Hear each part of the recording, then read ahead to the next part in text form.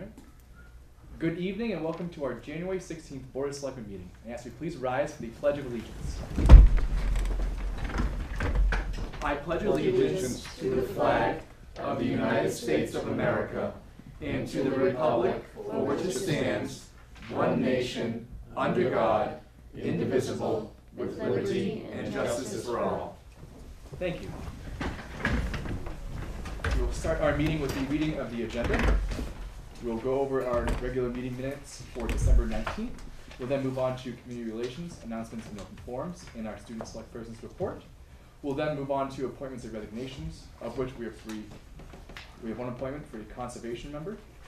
We have an appointment for a records access officer for the fire department, and an appointment for the zoning board of appeals.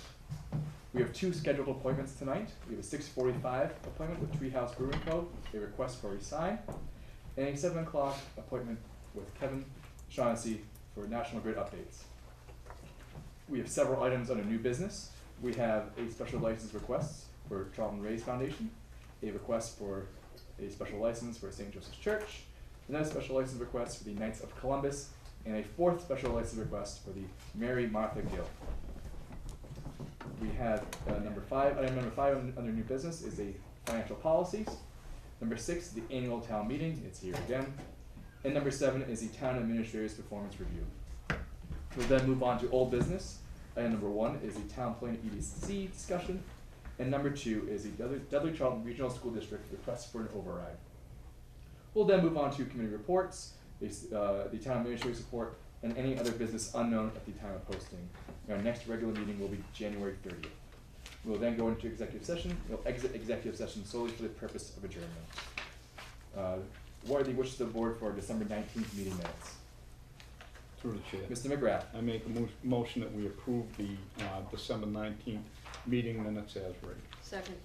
Thank you. Motion and second. Any discussion on the minutes? Seeing none, all in favor of the minutes, please say aye. Aye. Any opposed? Any abstentions? Chair votes aye, motion passes. Thank you. We'll now move on to announcements. The Charlton Rays Foundation presents Taste of the Towns, Saturday, January 27th, from 6 to 9 p.m. at St. Joseph's Church Hall on 10H Putnam Road Extension. Please purchase tickets at the Charlton Senior Center or Cornerstone Bank in Charlton. For more information, please call 508-248-2231 or 508-868-5289. This is a message from the town clerk. The 2018 dog licenses are in. They're available in the town clerk's office or through the mail. The 2018 absentee ballot applications are available at the town's website, townofcharlton.net, on the town clerk's page. You can fill out one application, and you'll be sent a ballot for all the elections in 2018. Please note, if you are unenrolled, independent, you will not be mailed a ballot for a primary unless you specify which ballot you want. Republican, Democrat, Libertarian are the parties that will have ballots. Any questions, please contact the town clerk at 508-248-2249. The town census will be mailed out within the next several weeks. Please note that there is a new form with your residence information pre-filled. Please complete and return to the town clerk's office as soon as possible. Winter parking ban. This is a reminder that a winter parking ban will be in effect during and 48 hours following a snowstorm of over 3 inches for this upcoming and all ensuing winters on all streets in the town of Charlton. The FY 2018 tax rate for Charlton is $13.50 per thousand. The residential drop-off site located at the Southbridge Recycling and Disposal Park, 165 Barefoot Road, Southbridge, will be closed on Saturday, January 20th, for Casella staff safety training. The drop-off will reopen on Saturday, January 27th, at the regular time. Are there any other announcements from the Board of Selectmen? Chair. Ms. Gronowski? On January 18th at Shepherd Hill, there will be a hypnosis show to raise money for the Levine family who recently lost their father. The show starts at 7 o'clock, and tickets are $10 each and can be bought at the door. Thank you. Do you also want to do student self-person report? On January 3rd, the teachers at Shepherd Hill had their teacher development, and they had guest educator Alan November come in. He's a published author, and he teaches teachers how to use technology more efficiently with programs such as Prism, and we actually did a conference call with him through the Principal's Advisory Board. He was really helpful, and a lot of the teachers, listened to what he had to say and reinforced what he taught them in the classroom recently. So that was fun. January 6th was the John Pear Memorial Be Better basketball tournament. I started at 10 a.m. and went to 4 p.m. It was really well attended, and they raised a lot of money for the John Pear family. And then January 12th, then the 16th through the 18th midterms started and will continue, and then the second quarter closes 26th. And last but not least, recently, this past Saturday, both of the schools that lead show choirs competed at the Mill City Festival in Lowell. The Unisex Girls Group Illusion won Grand Champs Best Female Soloist Gold and an award for their costumes, and Mixed Group Fantasy won second place and gold medal. Surprise, surprise. Thank you very much. Is there any questions for Ms. Kornelski? Thank you. Seeing none, is there anyone here for open forum? Seeing no one, we'll move on to our first appointment. And that's with the conservation members administratively. Ms. Craver? Yes, sir. Attached is a request from the Conservation Commission asking the board to make the following two appointments. James Allen from Charlton, Mass. and Ron Royer from Charlton, Mass. This request is to fill the vacancies of Leonard Cardinal and Norman Dukas. Both terms of appointment would expire on June 30th, 2020.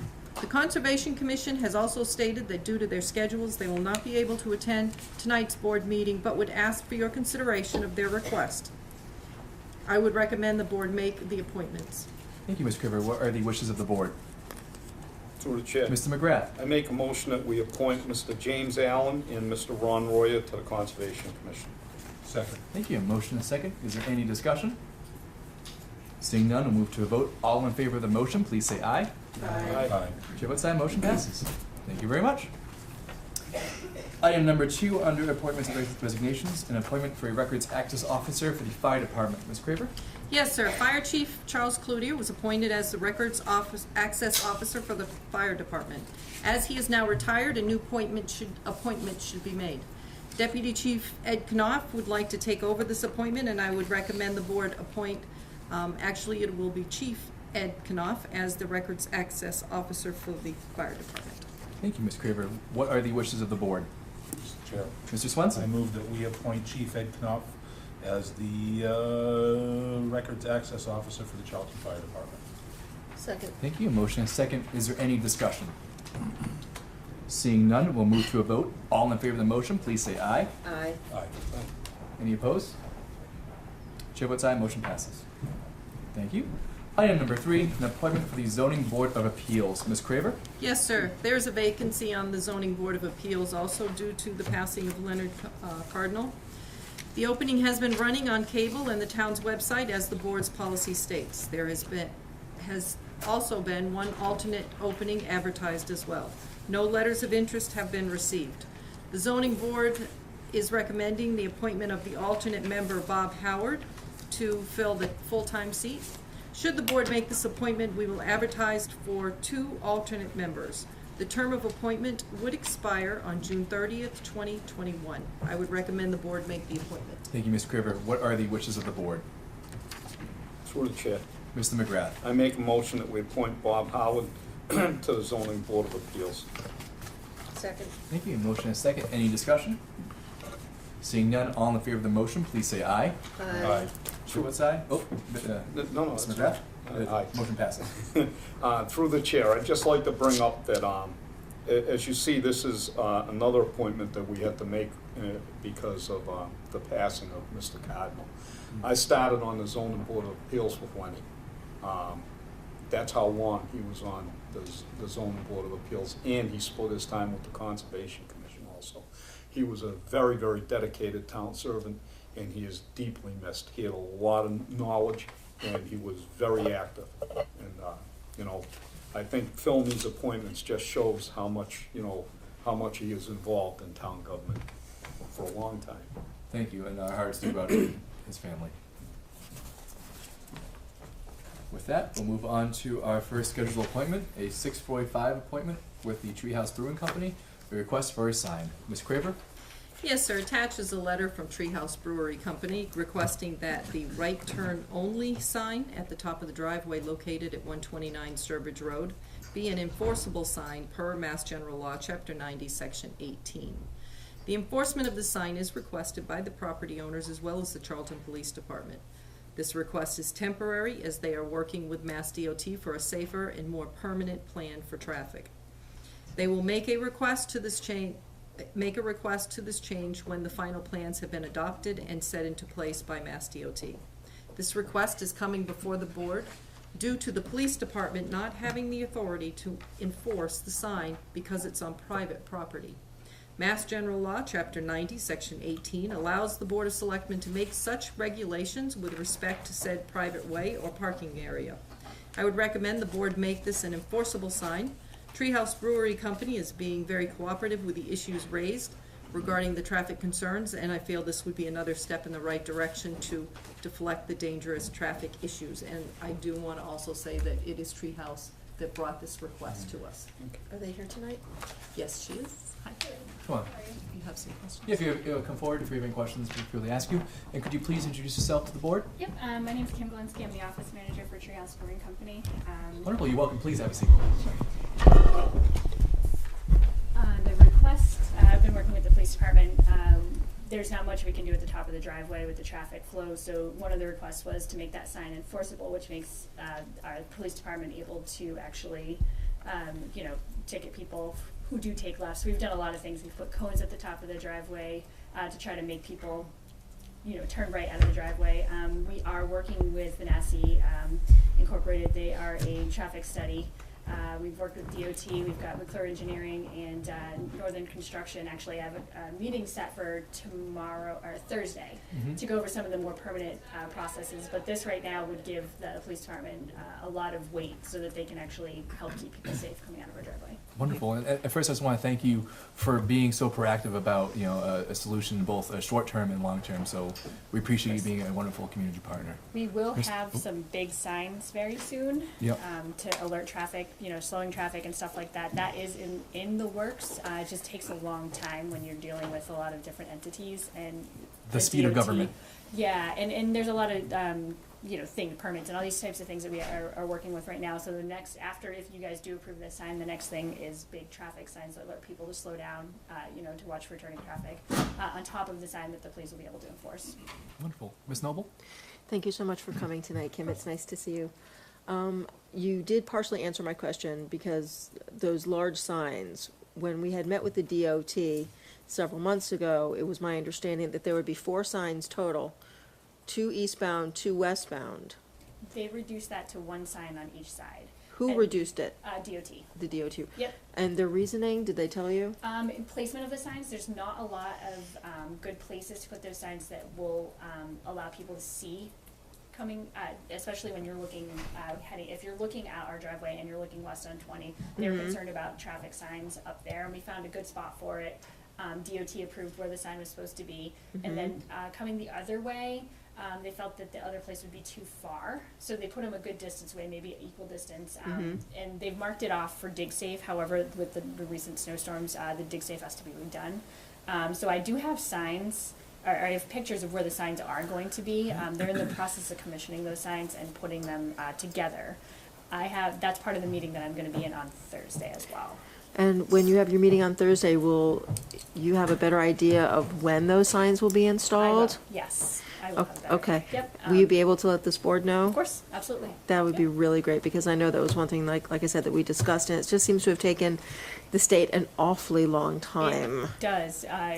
Working with the DOT, they definitely look at everything, and they fine-tooth comb everything. And we've done everything we can possible to do what they request of us. Yes. And so I've been heavily involved in all of these things too. Part of the sign thing, and where to place the signs, just took time going up and down Route 20, trying to find the right spot that isn't going to, make it unsafe with people being able to see. And at one point they did some when someone did with some pole work up and down Route 20, they put the sign right at our driveway, and nobody could see. And I Okay. was like, well, we can't put a sign there, so No. that's a good spot not to pull in. Okay. But we do have the process, and then once And I've been working with Liddell Brothers, who is the sign company. Mm-hmm. And it takes them a little bit of time. So everybody's got like a timeline and lead time on these things. Okay, and how big are the signs going to be? Off the top of my head, I don't know, but I can get that information. I can come back down tomorrow with that information because I do have the size of those signs, the ones that are on the trailers. Okay, and will they be solar powered? They will be solar powered. Yes. Okay, that's Yep. good to know. Yep, they're the ones that are on the little trailers, Mhm. and they'll be on the inside of the barrier down just before the GMC dealership is one of them, and Okay. just Hilltop Garage. Yep, It'll be just on the other side of Hilltop Garage, or east of Hilltop Garage. So Okay. the two signs will be right there, because they also didn't want to block Sampson Road. That was another issue that we're Mhm. having. So that's where the two signs are gonna be, and then we'll be able, if we can enforce that sign of right turn only, and then there will be signs placed, on Zorba's property with the arrow saying you can't turn left. So Okay. these are, through the chair, these basically aren't signs. These are variable message boards is what they Variable call message them. boards, yes, that's And correct. so there's two different sizes. There's a 3 foot by 5 foot, and then there's a 4 by 8. So I'm assuming if they're putting them over the guardrail, it's gonna be a 3 by 5. But you can put a really good rolling message on there if you want.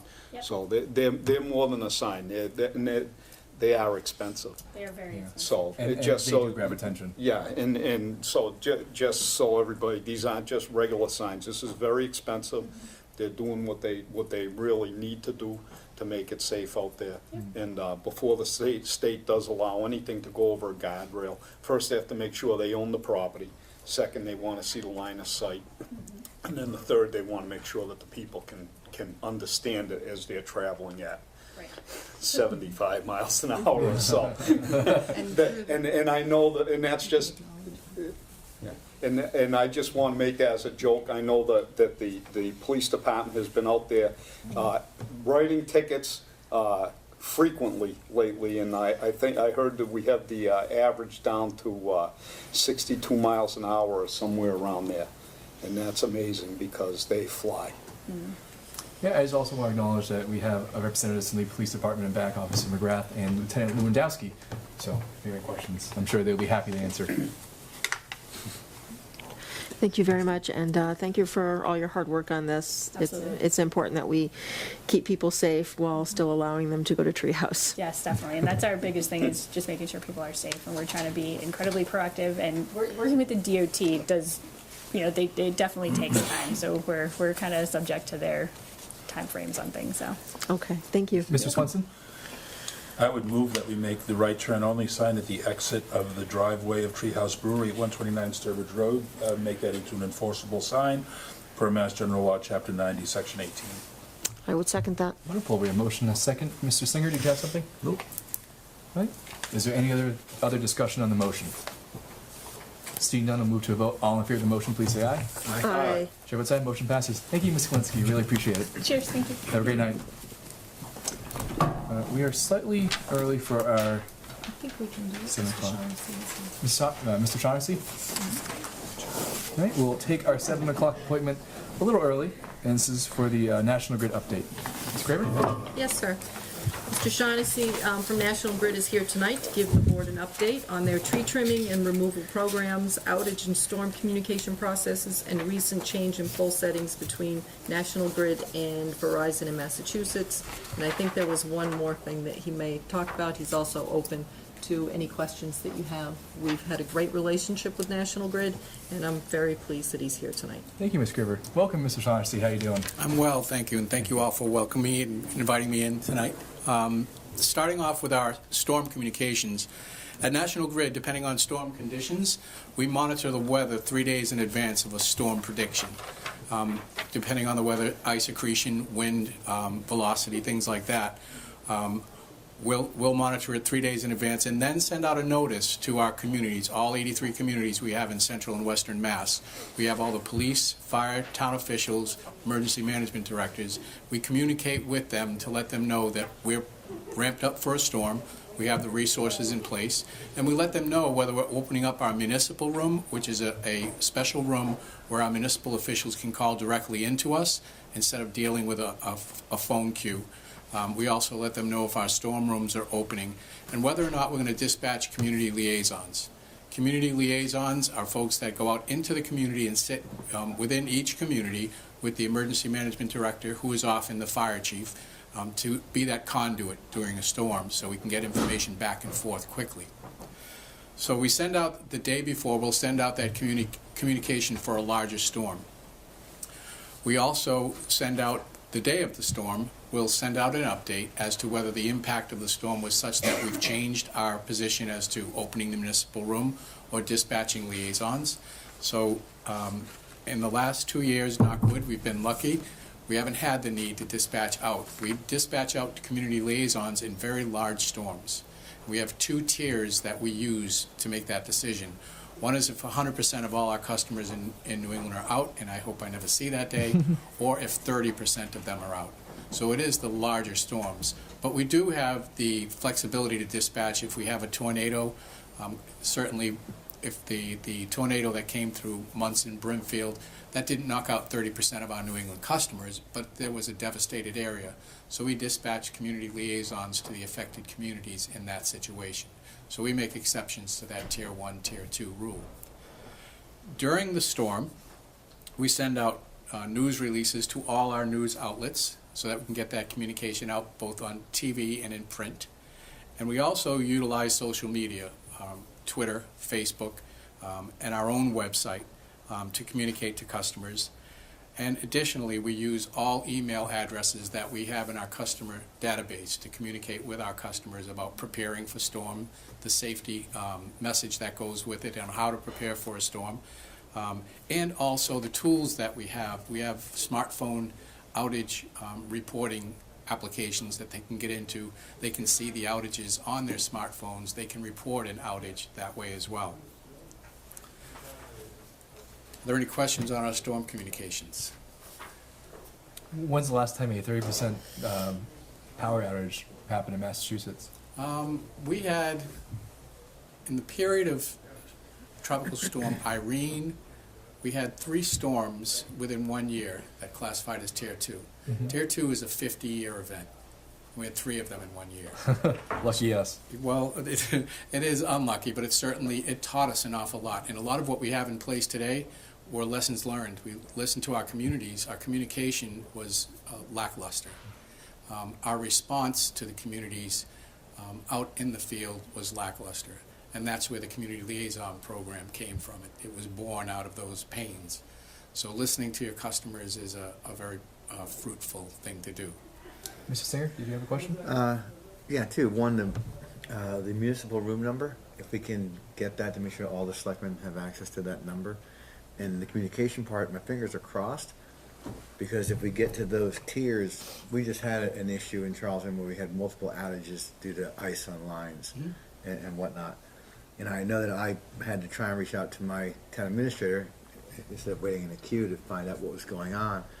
And then I found out from her that she got the updates, but it was the updates for the wrong locations, and they said there's only one location. I knew of multiples personally, and I talked to the police, I see the cruisers. And then I get the forwarded email from National Grid that the power has been restored, but it was all to one location. But apparently no one knew there were other locations out, and we weren't getting communication about other locations in town, whether they had been restored or not. So my concern going forward is if we can't get that communication on the small scale accurate, how's it going to affect us when we get hit big time?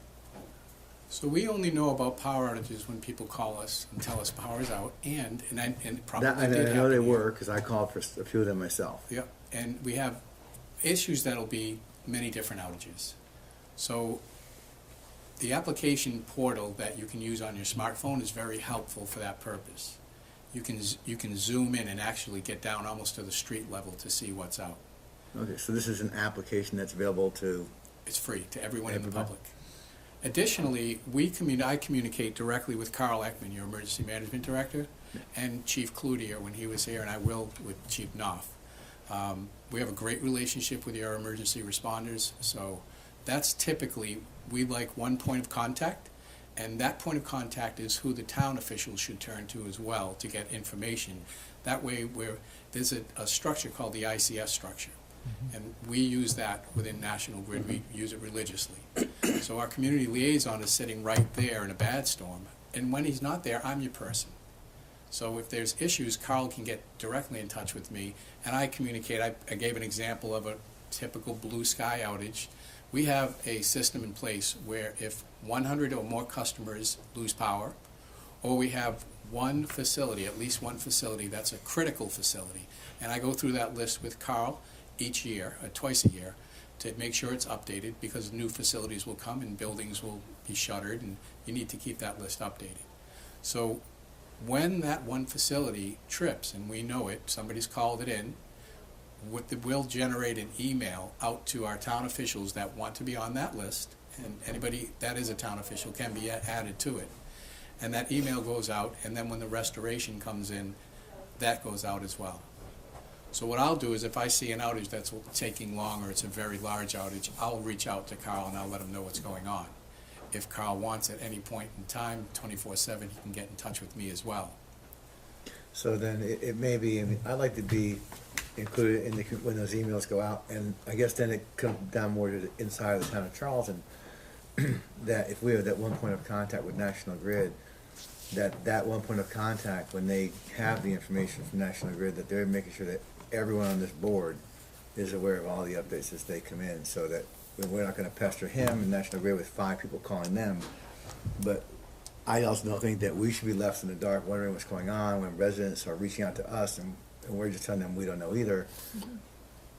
You know, I think it's a good idea that every member of the board, you can't have like silos, you know, where only one person on the board or in town knows what's going on, especially in case of an outage. It's up to them, I think, to make sure that every member of this board, in addition to department heads like police and fire, know what's going on as those updates come in. Well, that's interesting, up until now, and that's good new information, because up until now, I wasn't aware everybody wanted to know every time an outage happened, because there are frequent, they come up, they go down in an hour. If the board wants to know that information in real time, as soon as I get something, I'll make sure I send it, and I'll get your addresses on it. So that's good feedback, thank you. I appreciate it. I know I've asked in the past, especially anytime there were storm-related outages, I wanted to know what was going on in our town. Yep. So this actually helps, then I would know if there's an outage or a restoration, so people are looking for answers, at least we can speak semi-intelligently. I would ask that you, in a storm situation, deal directly with your emergency management director. Yep. Because they will have the full picture of what's going on in town. And they have a direct line to us, into our storm room, where dispatching actually takes place. Yeah, and I hope that residents would reach out to National Grid directly, but sometimes, as you know, people get in queues and they wait, and people get frustrated, and then they reach out to one of us, and we're like, well, we don't know. Understood. I've been one of those customers. There you go. We can certainly oblige you there. I appreciate that, thank you. And if we get the We'll emails, send them. right, if we get the emails, we can look. If we realize it's nothing, we can, you know, we can delete, but at least we know. Are there any other questions with regard to outage notifications?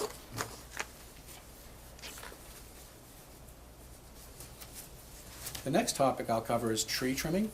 I had enclosed in the packet it's somewhat of an eye test, a feeder map, we call it. So these are the main circuits that come through the town of Charlton.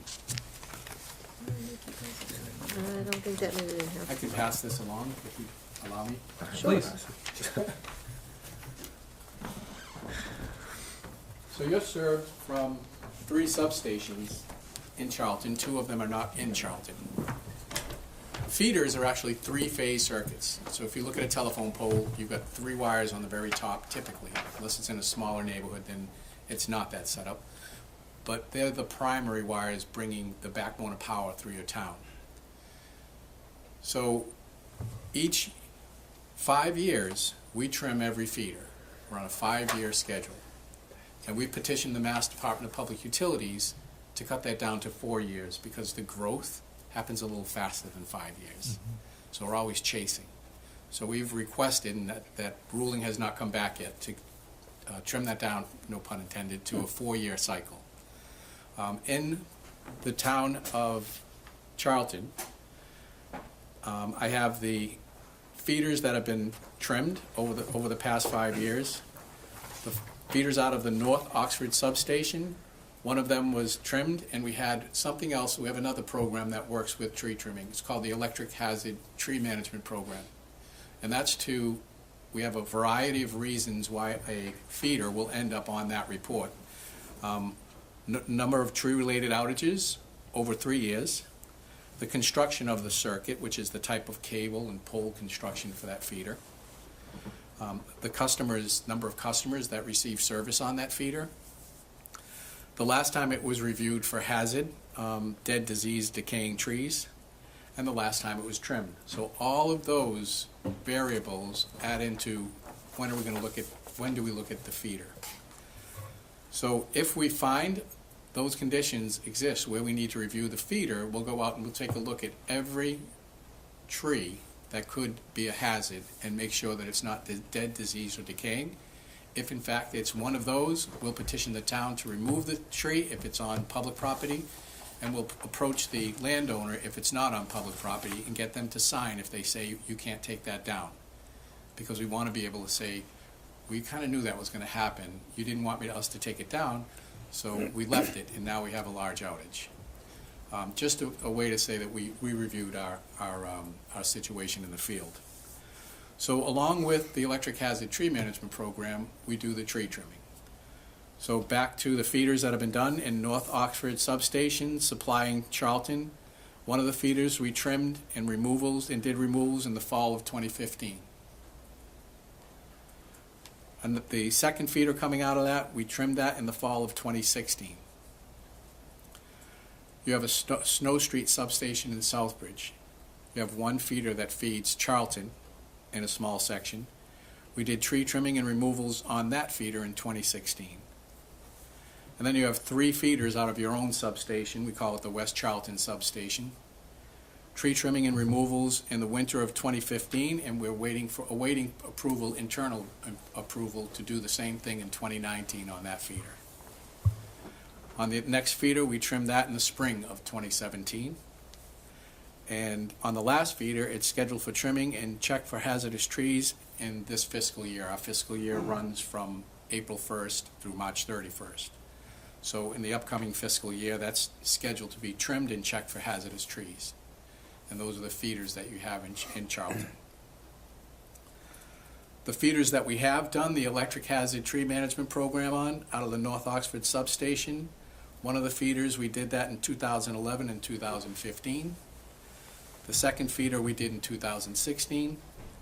Out of Snow Street Substation, those variables I talked about did not trigger that feeder to come up and need the electric hazard tree review. And out of West Charlton Substation, one feeder was electric hazard tree reviewed in 2009 and 2014.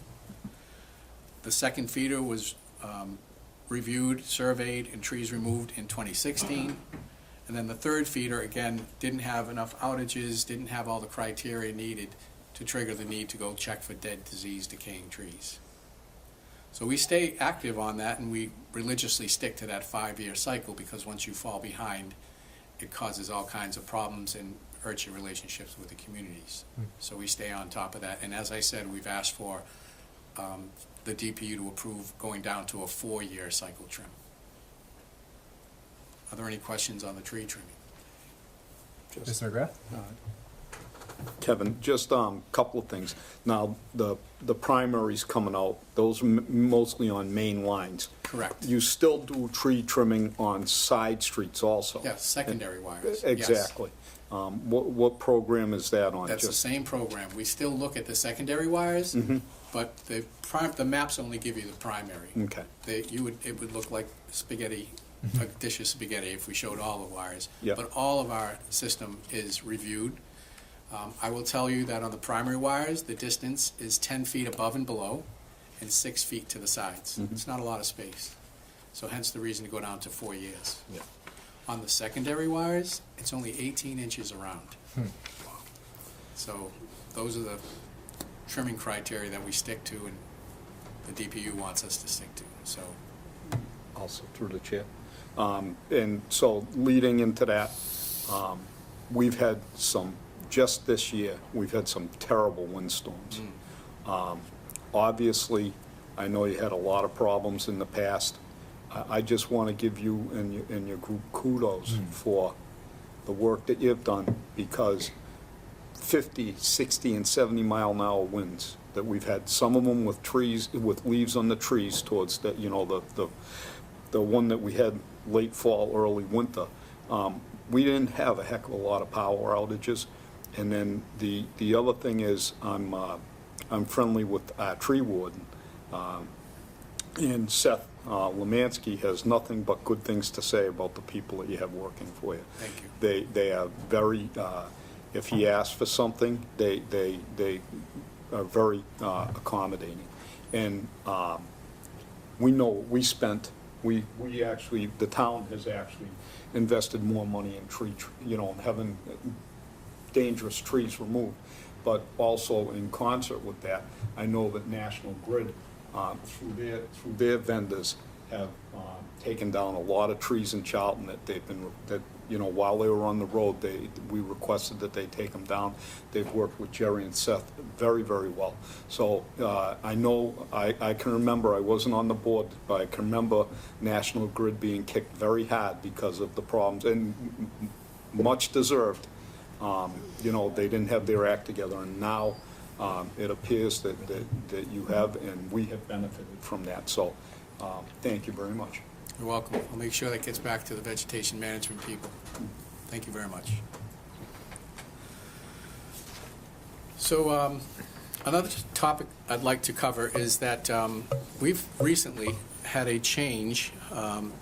Actually, it became effective May 31st, 2017, so almost a year. But historically, in the town of Charlton, Verizon has always been the utility that set the poles. Verizon also removed the poles once all utilities are transferred off the pole.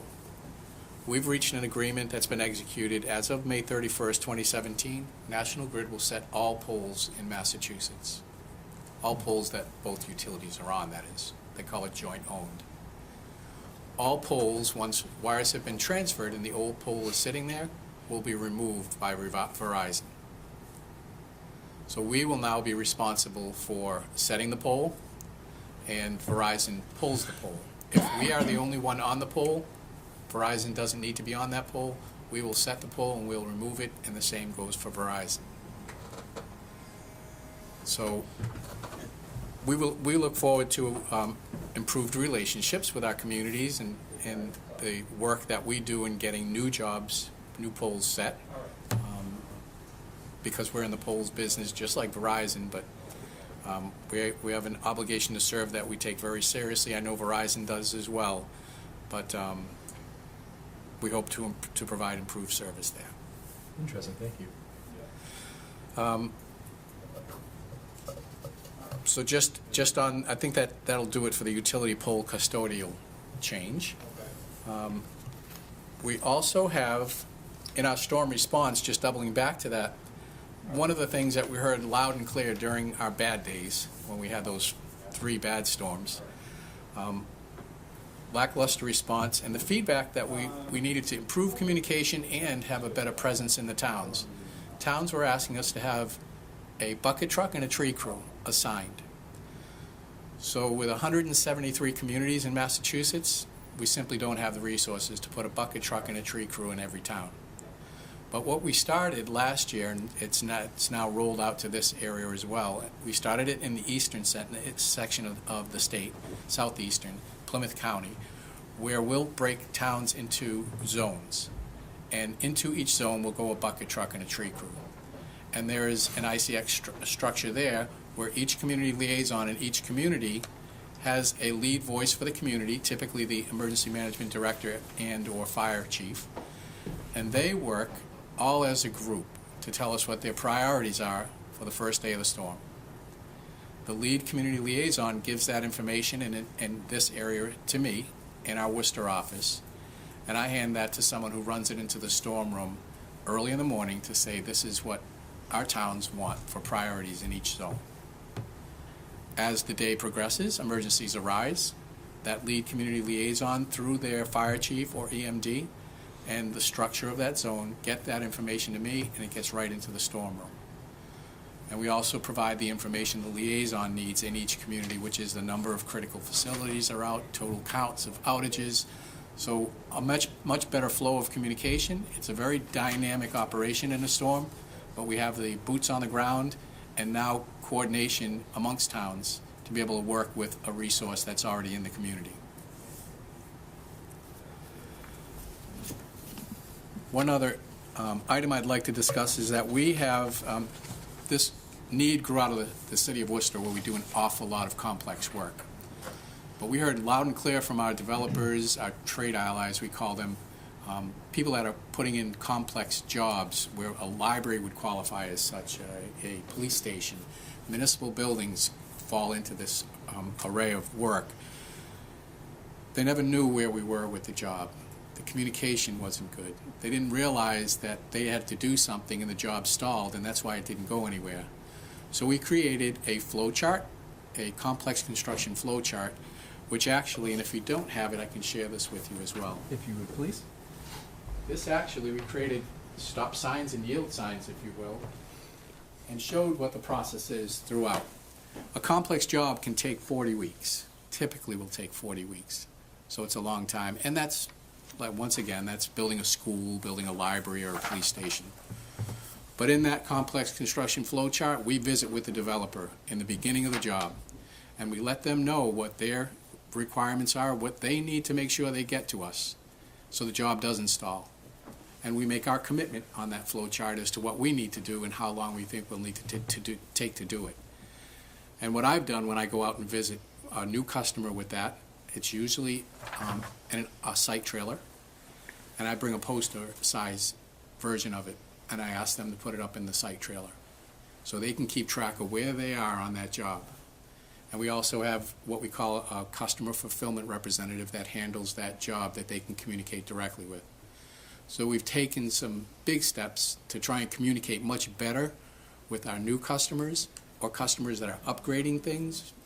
You might renovate and need a lot more power for ADA compliance or anything like that. So we've taken that step as well. Mm-hmm. And I don't think that I had any other topics I need to cover, so if there's anything you have for questions on any topic related to National Grid's electric service? Mr. Swenson? More a comment than a question. I think the last time we had anyone here from National Grid was the CEO, Marcy? Marcy. Yeah, Reed did come out. It wasn't very pleasant. That was a long time ago. That was quite a while ago. When was that? It was, I think it was The at the ice time of storm? at the time of the ice storm, exactly, right? 2008. Winter of I 8, think 9? it was 8. 8, okay, December of 8, I think it was. And leave to say it wasn't a very pleasant meeting. We'll leave it at that. So I sincerely appreciate the steps that you've outlined that National Grid has taken to be more responsive to that. The biggest issue that we had at that time was communication. As I'm not sure if you remember that ice storm, but I'm sure yes. you had it. I'm sure you do. Yeah. My eye still twitches. I can well imagine, and it was pretty bad. And a lot of the things that you mentioned that you've addressed are issues that were brought up at that time. The primary one being communication. So I just want to say thank you to National Grid for being proactive and realizing that there were deficiencies and addressing those. Thank you very much. Thank you. Ms. Craig? The municipal room call-in has been extremely helpful because we hear what's happening across the state. We understand where Yes. they're mobilizing. We can get questions answered for our specific issues. And I think the last one I did send to all of you to be able to go on that call. You did. Yeah. I'm not Yep. sure how Yeah, many I people don't believe went that on it. municipal room but existed in 08. It did not. No. And that was one of the things that came out of Right. that. Yeah, so it's very encouraging to see the changes and the responsiveness. Thank you. Yeah. Thank you, Robin, for bringing that up. I forgot to mention it. That is a very helpful call for folks and a way that we can get feedback that's important to us. And I think you have hundreds of people on, and people are pretty quiet about, unless there's something in the region that everybody wants to know, but it's a good place to get information. So, Any other thank you. questions? Mr. Shaughnessy, thank you so much for coming out. This was very, I felt like we get a lot out of this. It's amazing how proactive National Grid is with so many different facets. So it's really heartening to see, and thank you for being a good partner. Thank you all very much. Thank you. Have a you. pleasant evening. Take care. Stay warm tomorrow. Yes. The goal is to keep the lights on, though. With that, we'll move on to our first item under new business. That's a special license request from the Charlton Rays Foundation. Ms. Craver? Yes, sir. Attached is a request from the Charlton Rays Foundation Incorporated for a special liquor license for wine and malt beverages to be used on Saturday, January 27th from 6 p.m. to 9 p.m. At St. Joseph's Church Hall at 10 H. Putnam Road for the Taste of the Towns event. As the board has asked us to track the time it takes in each department, the following are the results. The fire department received the request December 18th and approved same day, no stipulations noted. The police department received the request December 19th and approved the same day, no stipulations noted. Building department received the application December 19th, and it was approved on December 21st. No stipulations noted. Selectman's office received December 21st and scheduled for tonight's meeting, which is the next available selectman's meeting. Per the board's policy, the license, if approved, should be issued for 2 additional days, which is to allow for delivery the day before the event and for pickup the day after the event, with no sales allowed.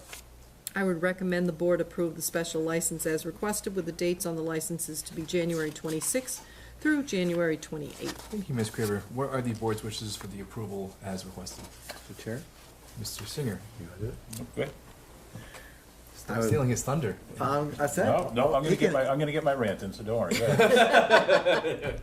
I know that's, so, I'll let you have it. No, go ahead. Mr. Chair, I would move to approve the special license for the Reyes Foundation as requested with the usual stipulations as mentioned, running from January 26, 2018 through January 28th, 2018.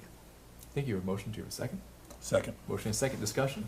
Mr. Swenson? I'll do it now. I didn't say do it during the opening. One of the things I'm most proud of in my time with the town is to serve on the board for the Rays Foundation. It is, as I've said many times, just a great organization. It's 100% volunteer.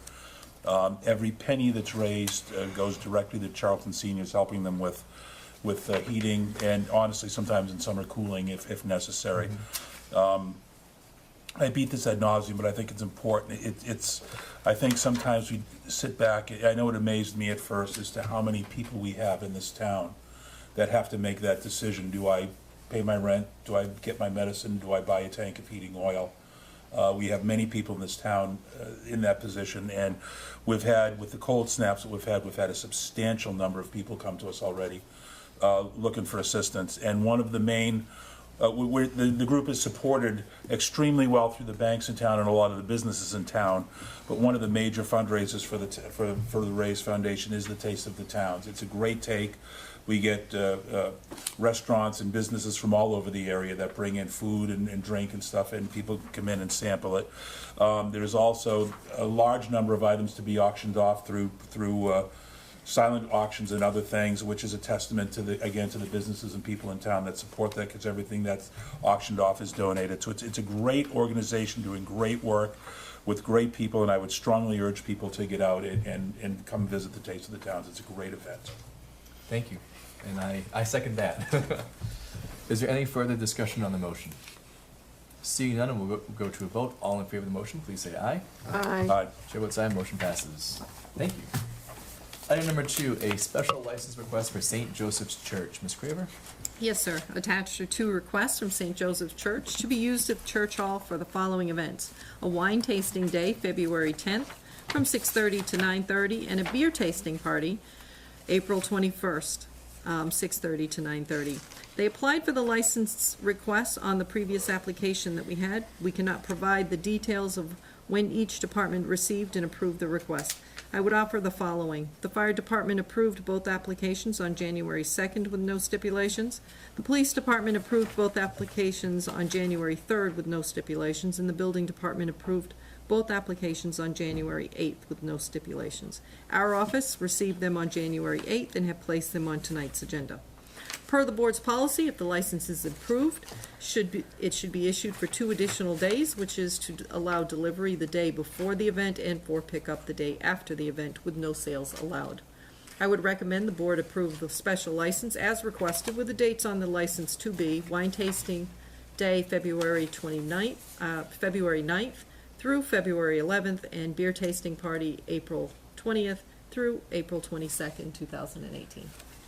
Thank you. And what are the board's wishes with the two special licenses as requested? So moved. Thank you. Second, Motion and second. Any discussion?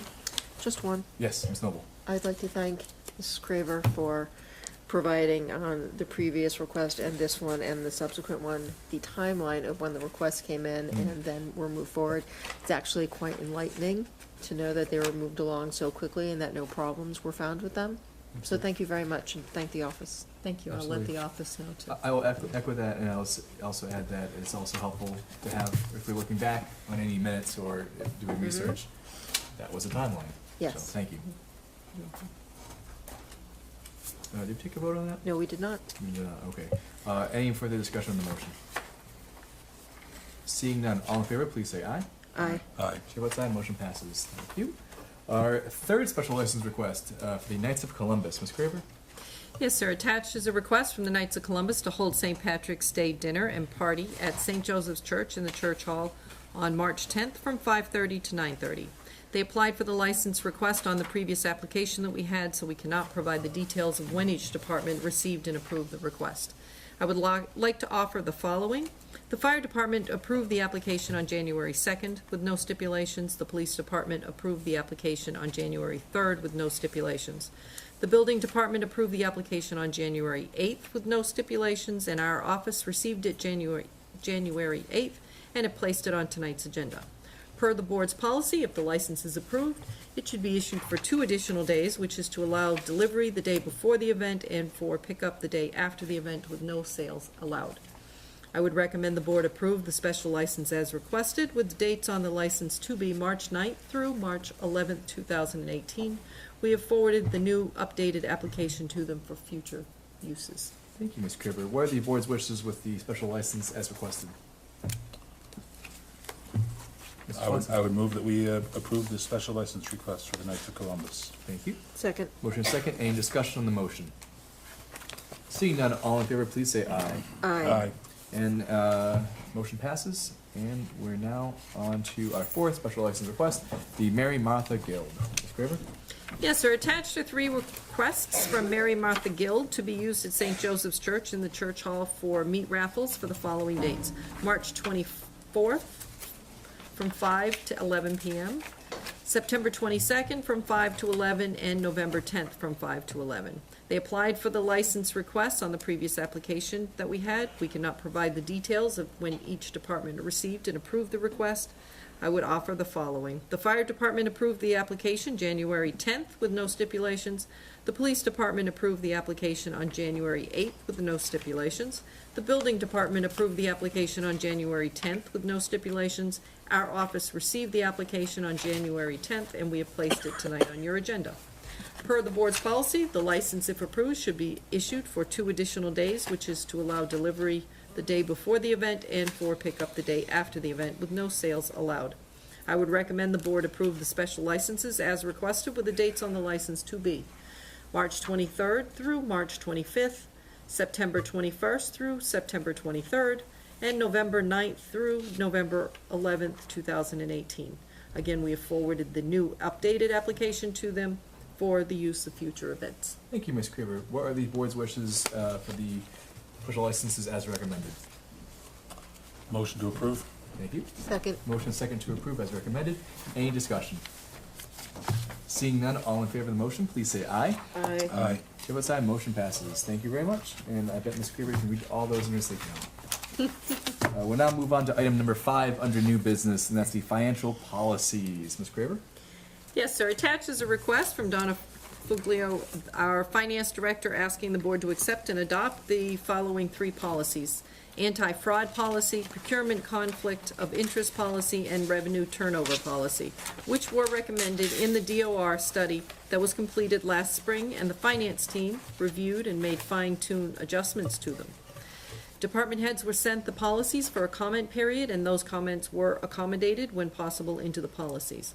Once the board accepts and adopts these policies, we will submit them to the Finance Committee to review and adopt as well. Thank you, Ms. Graber. I do want to thank take some time to thank the finance team and Ms. Foglio for working on this. It's it's really heartening to see Charlton being proactive, especially after receiving the recent study. So I know we all had a chance to review these different policies. Is there any discussion, or what are the wishes of the board? I would, Ms. Noble? You had said that they fine-tuned them. Mhm. What changes, do we know what changes were made in that fine-tuning? Yes, we do. I'll ask our finance director to come up as she made the adjustments. Thank you.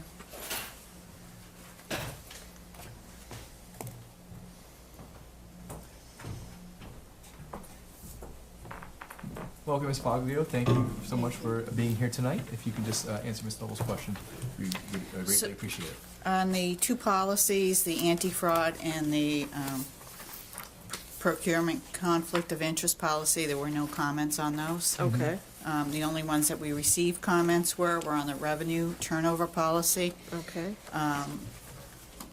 In the original document, when we first sent it out, it had pre-numbered receipts where a lot of departments are using, like, for example, dog licenses. They wanted to use the license number. And I said, as long as we can tie your license to the turnover, we're okay with that. okay. A couple of the others was the dollar threshold. Yes? Originally it said like $250. Mm-hmm. A lot of the departments thought that was kind of low, and I said, well, if it's cash, it's not low, but if it's checks, it might be. Some departments were concerned that they'd be here every day turning over. So what we went with was $250 in cash, or $1,000 in total, that they would have to come and turn over. Okay. But that was pretty much, So the departments felt that it was overburdensome? initially they did. Okay. And we had some discussions where there was some misunderstandings over the years of them not realizing that they could turn over their cash without rolling it. Okay. They thought they had to have enough to roll and then turn it over. I said, She's talking about coins. coins. Yes, I know. In discussion, I realized what they were saying. I'm like, oh, no, you can turn over if you don't have enough that day to put in rolls. They're just asking you to put roll them if you have enough. Right. They thought they had to wait until they had enough to put in rolls. It was just kind of a wording thing that I stumbled upon. But Okay. for the most part, I think it's going well. We gave them a new turnover form. I worked with the treasurer collector on it. And so they've already implemented a lot of the changes Okay. on that. Very good. Which departments have those issues? With the rolling over of the cash was in And the amounts, the worry about- the amounts, maybe fire department, police department, ones that have more activity. But when we discussed that, I'm only looking at $250 in cash, and most of your turnovers are in forms of checks, they were like, oh, okay. And bigger amounts anyway, I would think. for Yeah, those right. departments. So, and they should turn over more frequently. If they're up to $1,000, I want them to turn over. Yeah. The one that had more of the cash was in the senior center because they have the lunches and stuff. Right. So they had more of the cash issue. Gotcha. But Okay. there was 3 or 4 departments that I had sat with and talked about, and we incorporated their changes that they wanted. Thank you. A couple other questions. Yep. Regarding the conflict of interest and the anti-fraud. Yep.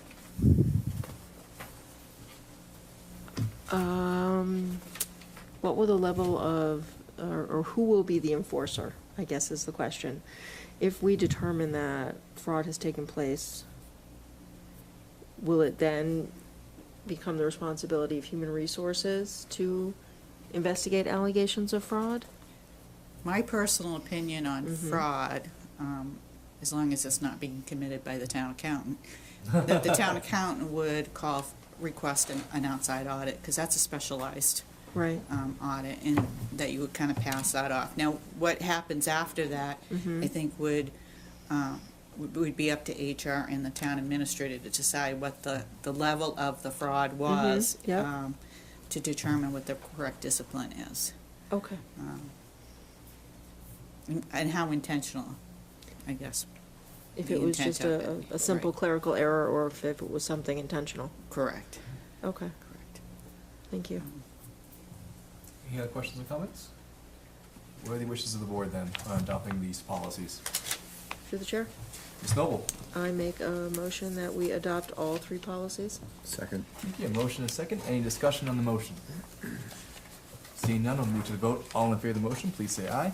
Aye. Chair votes aye, motion passes. Ms. Falkio, thank you so much, and Ms. Craver, you can pass on our thanks to the rest of the finance team as well. Thank you very much, Donna. Have a great night. Stay warm tomorrow. Thank you.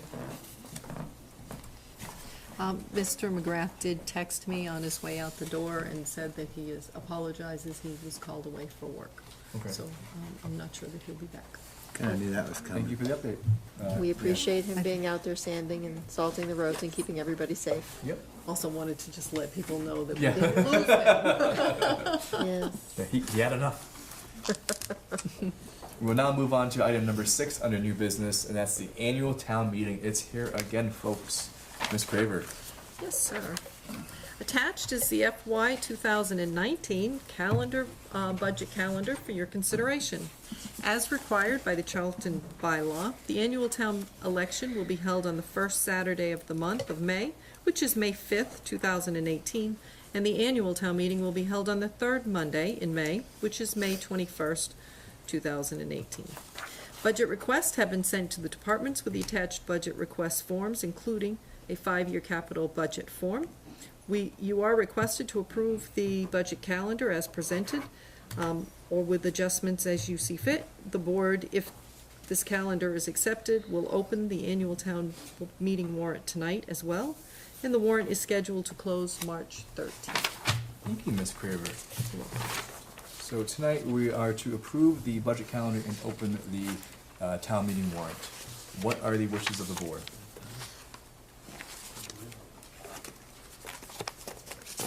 Through the chair, Ms. Noble. I make a motion that we accept the budget calendar as written. Thank you. Motion to accept the budget calendar. Second. Motion and a second. Is there any discussion? Just second with shock. Why? We're already here. You already here? Yeah. It seems like it comes That's faster fine. and faster and faster. It seems like I was just at my first meeting. Yeah. You're already in. Me And too. Is there a motion and a second? Is there any discussion on the motion? Seeing none, I move to a vote. All in favor of approving the budget calendar, please say aye. Aye. Chair votes aye. Motion passes. And now, motion to open the town meeting warrant. So moved. Thank you. Second. Motion second to open warrant. Any discussion? Seeing none, all in favor, please say aye. Aye. Aye. Aye. Chair votes aye, and town meeting warrant is open. Here we go, everyone. Okay. Thank you very much. We'll forward that information to the departments, boards, and committees. Thank you. Is this supposed to be in blue? That is the budget message that I sent to all the departments with their budgets, so that was the direction. We, changed it and adjusted a little bit and made it fit on one page. Usually it was, I think, 2 pages. We'll now move on to our last item under new business, and that's the town administrator's performance review. And I will read, I have a memo. I worked with Ms. Lorenz to work on this. She was very helpful in coming up with the all backing data and compiling it. So I want to, once again, thank you so much for your hard work on this. So last year, we took the time to evaluate Ms. Craver based on several categories. And I will read the memo. You should have it in front of you. The review of the town administrator was broken into 7 categories: board relations, personnel, financial management, general management, community relations, I handed it out. It's not in your packet. So it's board relations, personnel, financial management, general management, community relations, interdepartmental relations, and completion of Board of Selectmen FY16 goals and objectives. After compiling performance reviews submitted by each of us, who rated each of those categories on a scale from 1 to 5, with 5 being excellent. The average result of each category are as follows. Board relations had an average of 4.2. Comments include that Robin works very hard to maintain a good professional relationship with the board members. Anything we have added besides our goals and objectives have been completed. Constantly and consistently updated chair and board members with breaking information and gathered input for the direction.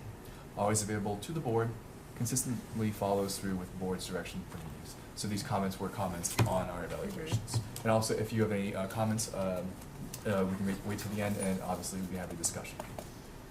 Personnel, the average was a 4. Comments include that there were 3 quality hires with HR, finance director, treasurer collector. Continued work with unions, diligent work with hiring interim chief, and managing the assessment center process. Manages personnel directly assigned to the office in an efficient manner. One selectman said that they were concerned about the lack of contact with the clerical union. This is from the selectman. We will need to work harder in this area so that these union members in the town have the contract we need to continue to function. Continued, while I believe this has improved, they also believe that there's always room for more improvement. Financial management, got an average of 4.4. Comments include that there were numerous and successful grants and alternative funding initiatives. Established new finance team, initiated financial audit of town. The only issue was having free cash certified in a timely manner. All other aspects were fine. Work with new financial team and structure have been very strong. Also, strong results in grant acquisition. General management received a 4.6 average. Comments include that there were a successful Casella waterline deal, legal organized admin structure, consistent management of ongoing projects, negotiations, and legal issues. The town administrator is very strong in time and task management, has a thorough understanding of town's needs and how to meet those needs. Continue on the second page. Community relations had a 4.6 average. Comments include that that she was consistently at town events on and off the clock. Continues to be a great ambassador to Charlton. Always available to speak to residents and eager to help. Participates in all community functions above and beyond. This is another area, another selectman's commented, this is another area that they feel can always be improved upon. Interdepartmental relations received a 3.9 average. Comments include that she assists all the departments and committees in town, regularly attends other board meetings, FinCom, EDC, Water, Sewer, etc. Getting better was another comment. Completion of Board of Selectmen FY16 goals and objectives received a 4.8 average. Comments include that she has consistently completed and worked on FY16 goals assigned to the town administrator. Provided regular updates and assisted board members with their assigned goals. The town administrator appears very committed to completing goals and objectives. As a review of the entire assessment, the strongest strengths were in the areas of financial management, general management, community relations, and completion of FY16 goals and objectives. The formation of the finance team was one key financial achievement mentioned in comments. This showcases the level of organizational safeguards that Ms. Craver is not just willing to implement, but is committed to the financial health of the town. Managing the multifaceted role of town administrator was embraced through successful project management, time management, prompt addressing of legal issues, and ongoing needs assessment for the town. She has successfully been an involved community leader, showcasing her commitment to engage within the community. Over the last year, Ms. Craver was clearly goal-oriented, as this last category was her highest scoring.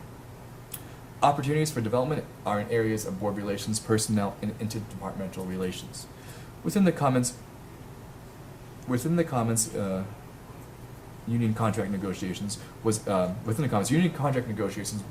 identified as by one member as an area of growth within the last year. More specific feedback is needed to clearly identify other specific areas of improvement to assist Ms. Craver in her professional development in becoming the best town administrator she could possibly be. The overall rating was an average of 4.36, as between a 4, which is a strong performance, a 5, which means excellent. Additional comments on overall performance include, these are just ones that were outside each of the individual categories. The town administrator has a difficult job and overall does well. Though there were a few trip-ups along the way this past year, she excelled in other areas and did a great job overall. Another selectman commented, what does not come across in these evaluations or from an outside perspective is the amount of hours Ms. Craver works out of the normal office operation hours. It is highly commendable the dedication that Ms. Craver shows to making sure projects are completed, situations are managed, and Charlton runs smooth. And another selectman commented, Ms. Craver has always shown a very strong commitment not only to the Board of Selectmen, but to the town as a whole. While there are always areas for improvement, they feel strongly that Charlton is being very well served and that we are fortunate to have Ms. Craver as our town administrator. And that is a summary of the town administrator's performance review. I will open up the board to any comments and discussions. I will make one first comment, including that one thing I was noted that any low scores, there was not many specific feedback related to those scores. I would encourage either now or through other means through the human resource director or even with Ms. Craver, is to point out those specifics and to obviously being able to help Ms. Craver develop as much as you can. Mr. Singer? Just on personnel, which is a 4, I would like to just point out that I'm still hoping, as is Mr. McGrath, who wanted to participate in those conversations, to get that group together to discuss our hiring policies and practices for the town of Charlton, which starts at the top down. I still want to pursue that, and if we can still try and get that scheduled. I know Mr. McGrath, we had postponed because he also wanted to be part of it, so we need to schedule when everyone can be there. But I do want to make sure we continue to push to make that meeting happen, so we can start looking at that going forward. And I'm sure any low scores have already been addressed with Ms. Craver, so she would know. Okay. Any other comments? Mr. Swenson. Just a couple things. I was speaking with Ms. Lorenz earlier, and I mentioned that I first came on this board just before Ms. Craver, while the board was going through the hiring process. And my impression was from my first few meetings that we seemed to be getting things accomplished, and I was kind of wondering why we really needed a town administrator. I learned pretty quickly. I learned pretty quickly.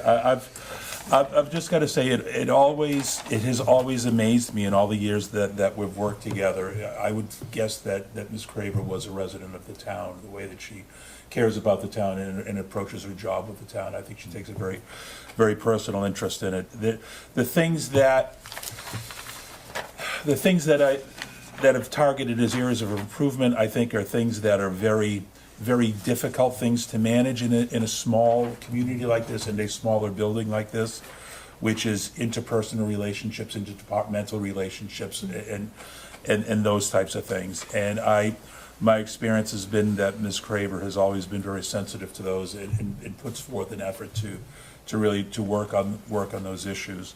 If I had to make an overall broad criticism, if I had to make one, would be that I feel that maybe we should have looked at a financial team and an HR director sooner.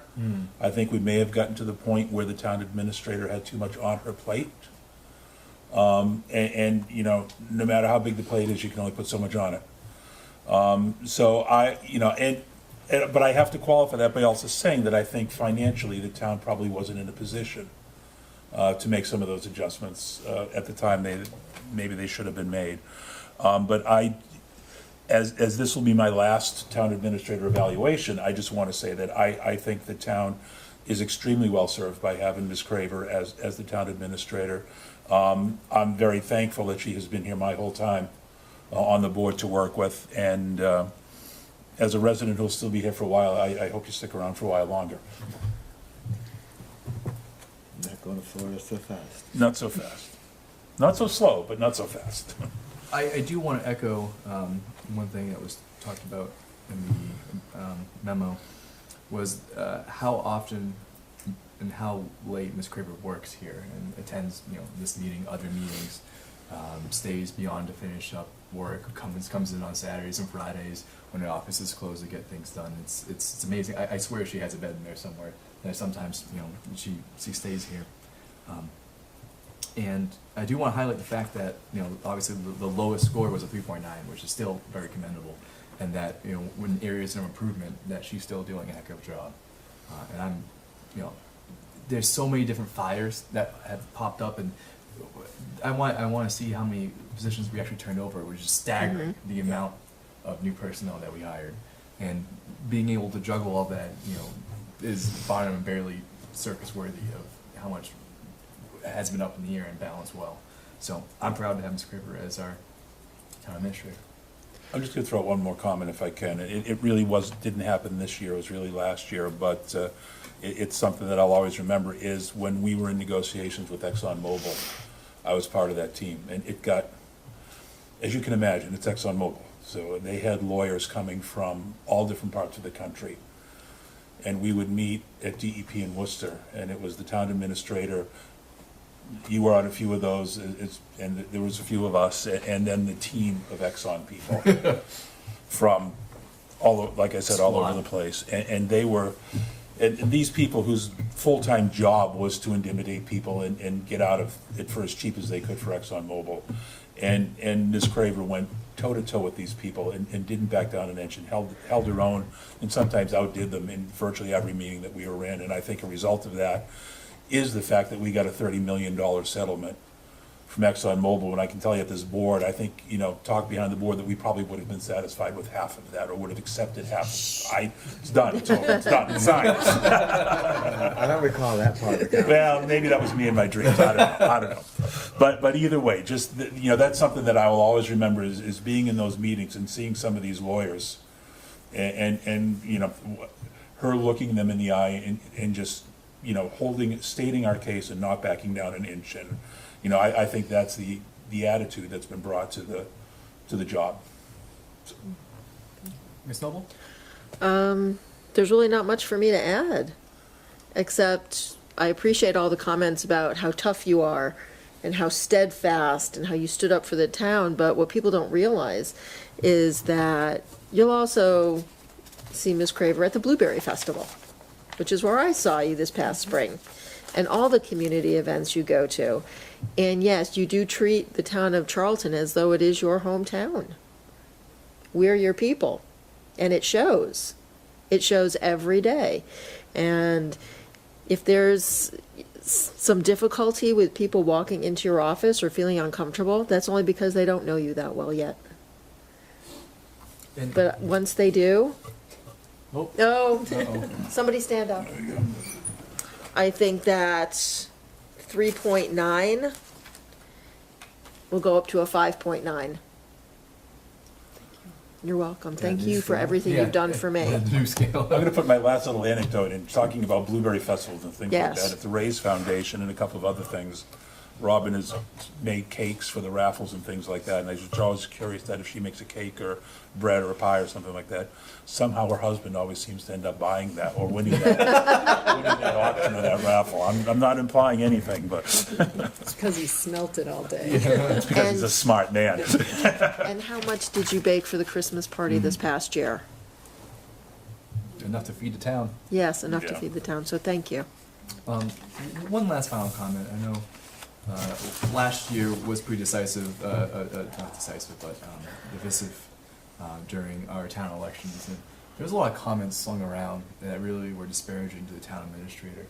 And all of those, I can say, were just untrue.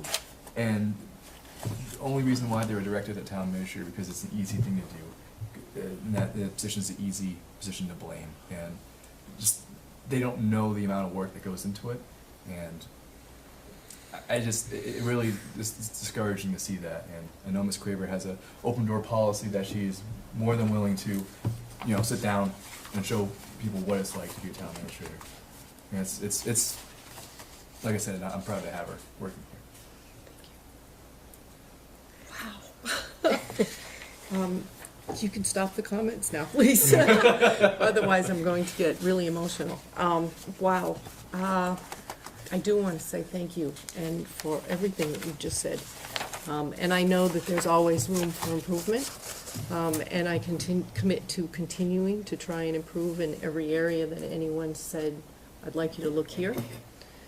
I don't know if you've read studies on retention and morale, but they say that one of the most important pieces about retaining people is appreciating them and appreciating the work that they do. And what you've just done has really touched me. This job can be hard, and as you mentioned, sometimes the town administrator position is the easy one to target. And, you know, you hear all of the things that are going wrong quite often. To know that the Board of Selectmen support the work and appreciate the work that I've done, is very satisfying. With that said also, it's not about me that we've gotten so much done. We have a terrific staff here. We have dedicated people. We have added new people that have fit right in like an old shoe, it feels like. Many of the new department heads feel like they've been here forever. So I really want to tell you that I also believe that part of all of that is because of you and the way that you treat us, the way that you support us. When we come to you and ask for help, you're there and you listen to us, myself and the department. We do feel your support. So thank you for that glowing performance review. And I will tell you, I know Rick knows as being chair for a very long time, and you've heard it from me too. I am never comfortable coming into this meeting, and I don't know if it's just old triggers, but you have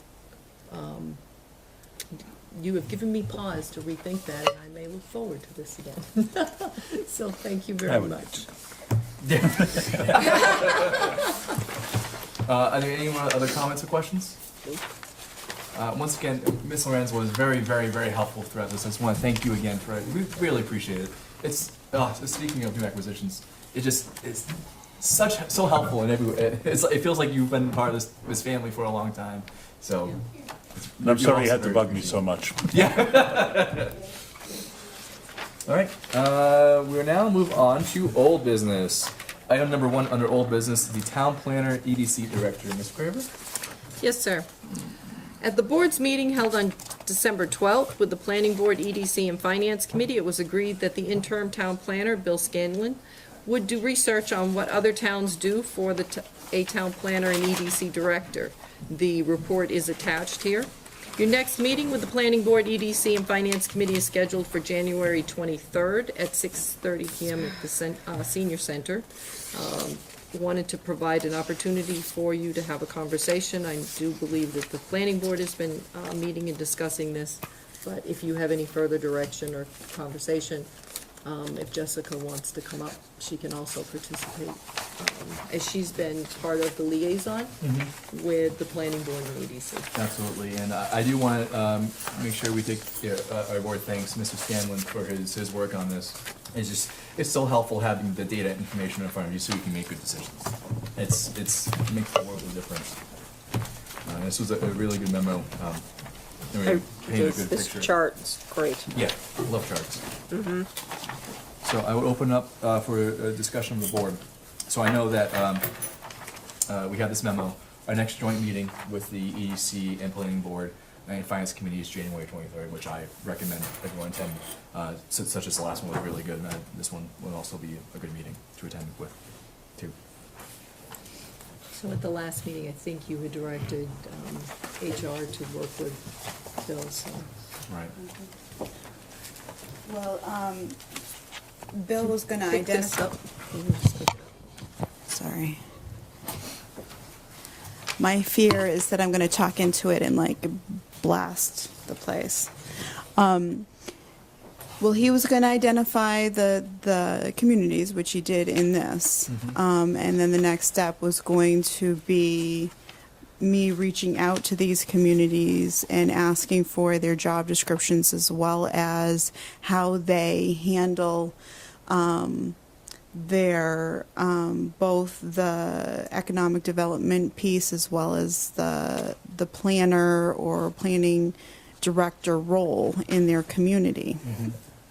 So not just the job description, but how is it working for them? And why do they have it set up the way they do? What is the reasoning? Sometimes it's just certain people were in certain positions. It was convenient because of their schedule, attrition happened, and then sometimes there's real set reasons why they want things a certain way. So I just want to find out why. Because he identified, in some of the language in here, he identified Millbury as being particularly key. I had a conversation with their new HR. They just developed a new HR department as of October. Well, with a new director. They saw us do it, so they can do it too. Exactly. Actually had to beat him off with Jessica. Actually, yeah, he was trying to recruit me. And so I had a conversation with the town manager and the HR director, and they, I requested that job description, and they just, out of these are all identified, I believe, as being separate, but they actually just combined it. So I'm interested in seeing what that looks like and having a further conversation with him about why. So I'm going to dig a little deeper, get all of the information, present it as to what it all looks like, what's all the background information, so we can move forward in a with all of the information so that, we can make the best decision, for the town moving forward. Absolutely. So thank you for looking into it and Sure. continue to look into it. Absolutely. For our next meeting.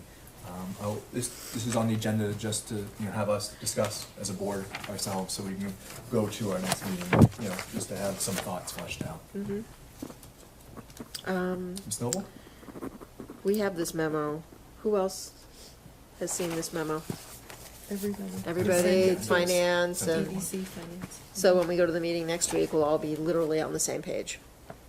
Well, we hope. And then Ms. Lorenz will present other findings. Okay.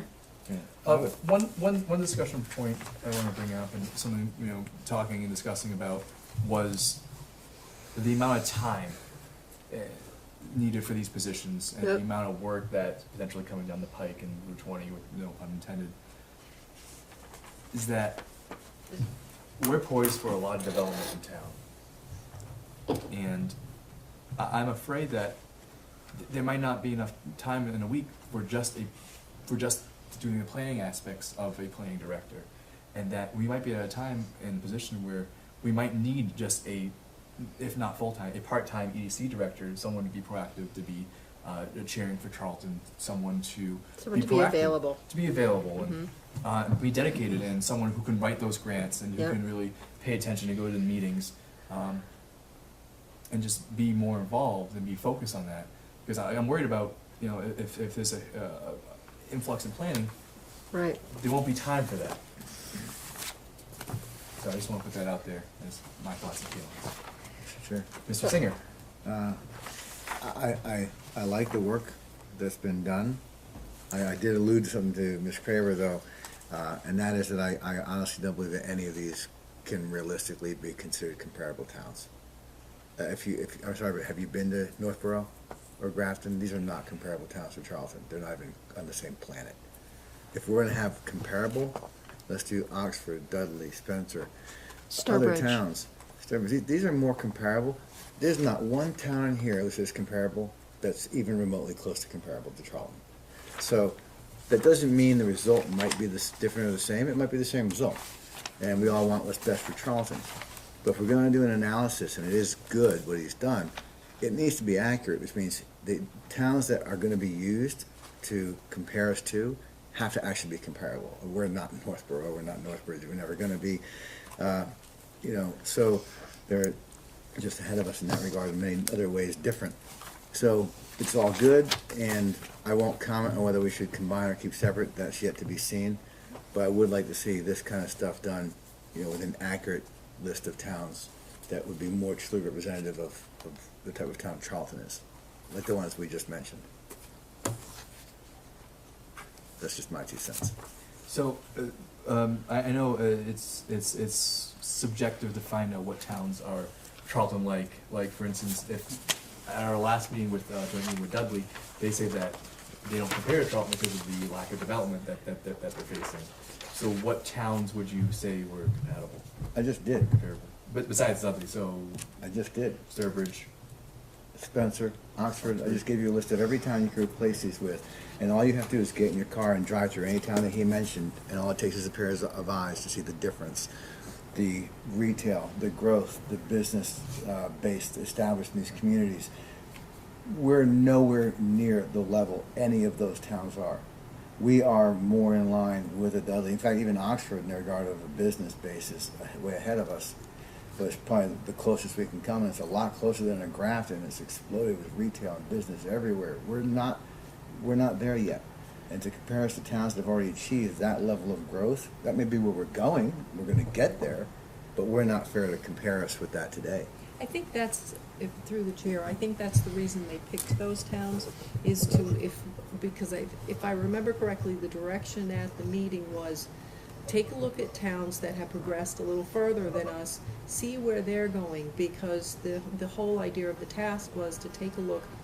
Since you had just finished some reorganization, such as your finance team and your HR, and moving things around, the question that was posed in that meeting was, as we're growing, is there a direction we should be looking at organizational-wise?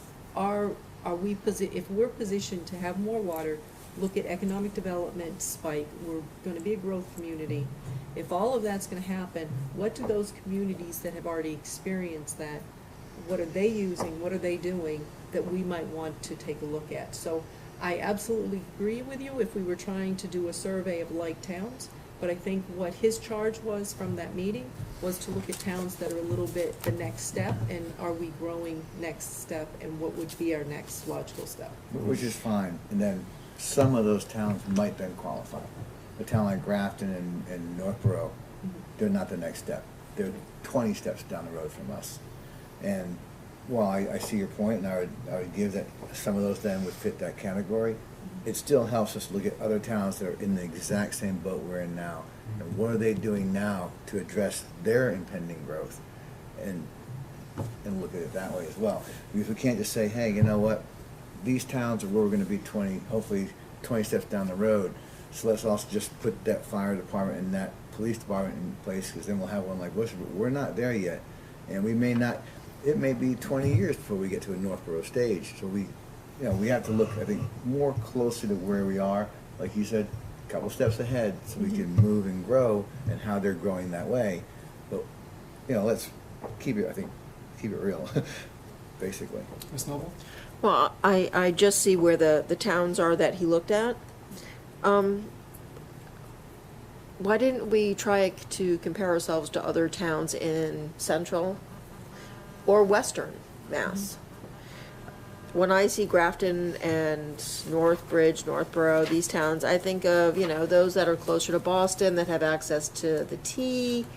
We don't have that here. We do have the Mass Pike, which is great, but... 2 of them. Are there any other towns that are closer in demographics and structure and geography?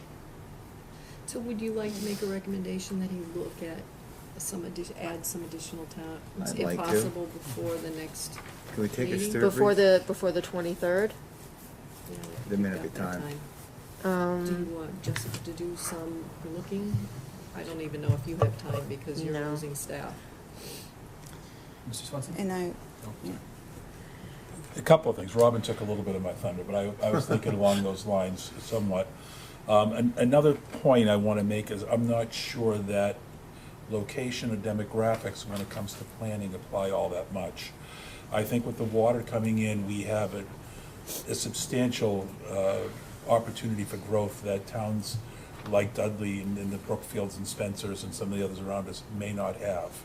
And when it comes to planning, I'm not sure how much the demographics factor in. Another thing is, I think when you look at towns like Northborough, Grafton, and some of those towns, per capita where they're at, I agree with you. They're way ahead of us.